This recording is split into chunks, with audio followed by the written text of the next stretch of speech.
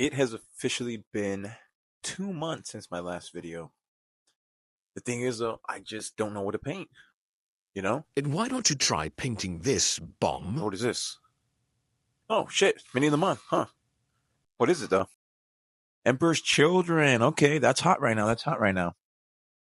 But, isn't it too late to milk Emperor's Children? I'd argue the Emperor's Children would say, it's never too late to milk anything. Horny bastards. You know what? Yeah, you're right. Let's get into it.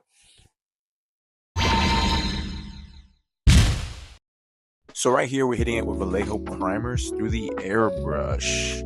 Chose black because, well, that's all I had. So yeah, Vallejo primer black. Next, we're using Vallejo magenta, and this is going to be our base coat. So we're going to apply this everywhere. If you leave a little bit of black, it kind of works. It just kind of accentuates the shadows for the model.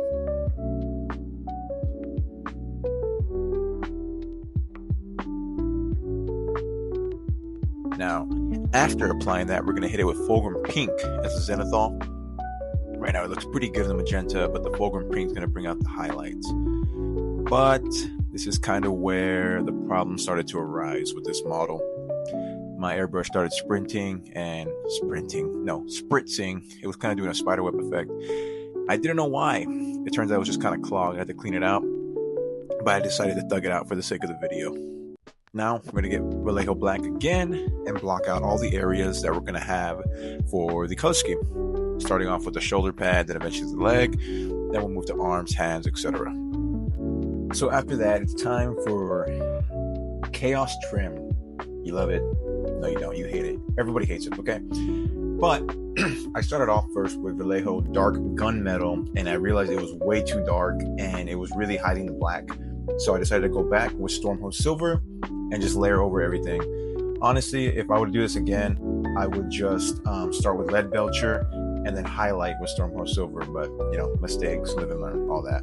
Then we're going to bring out some Runelord Brass to pick out some of the special spots, you know, kind of give it a three-way feel on his headdress, on his emblem, on certain parts of his backpack, just to really make this model pop. Now, coming back with Lead Belcher, we can do the metallics. Right now, since everything is Stormhost Silver, it'll kind of make the armor parts look different and feel different compared to the mechanical parts of the armor. Now, coming in with Striking Scorpion, and with a layer of white on the eyes, you can apply the Striking Scorpion contrast, and now it really, really pops. And if you go back with white and really highlight on it, like really take your time to not cover up all the green, you really get an awesome look of glowing eyes for your models.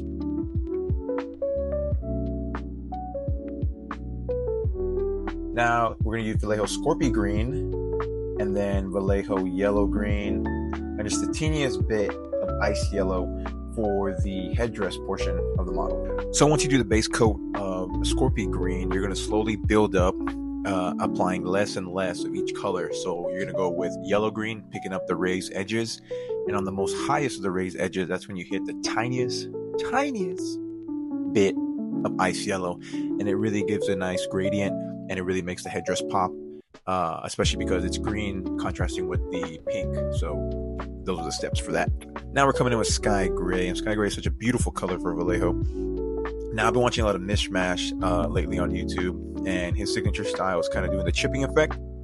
So instead of doing just traditional edge highlights, I decided let's try that out. So I'm using Sky Gray on the black portions, and I'm kind of having fun with it. I'm kind of just hitting it here and there, making it look random. You want it to kind of look natural, you know. Don't think too hard on planning where to put the gray. Just kind of dab it on there. You can use a sponge, you can use a brush, whatever you're more comfortable with. It really pulls together for a nice effect at the end. Now I have Vallejo Model Brown, and that's what I'm going to be using to fill in the scratch marks. And all it's really doing is kind of showing like more battle damage. The light gray is kind of acting as a scrape of the paint, and the brown is like the damage itself. Now we're going to be coming back with Vallejo Pale Flesh, or Light Flesh, I believe. And we're going to do the same process as the Sky Gray. Now, for every noob, including myself, it's everyone's favorite time, it's Shades time. Not only what we're going to do for the metallics and agrax, I'm going to hit for the gold parts of the armor. Now, with shades applied and blocking out last minute pieces like on the gun there that I didn't record, we're about done with this model, and I'm about to have some photos of the finished product. Now you're probably wondering, hey, what's up with that leg? It was a skin color, now it's black. Well, I just hated the way it looked. And honestly, with this model, I tried too many things all at once. And if the video feels kind of rushed, if it feels kind of half-assed, it's kind of why. This video was a struggle. Every hobbyist kind of has those struggles. But I wanted to commit to it, finish what I started. And I kind of wanted just to set the example for other hobbyists. If you have that project that maybe you don't feel great about, just finish it, man. I mean, for your sake, for the model's sake, just go have fun, play with that model on the tabletop, whatever you're going to do, admire on your shelf. Everything's a learning curve, But with that being said, overall, I am decently happy. There was so many mistakes. The leg, the metal, my airbrush, sometimes stuff is under your control, sometimes it's not. I guess if I were to give this video a message, it would be just to push forward. I hope you guys enjoy the model for what it's worth. And I have something big planned for the next video. And I promise,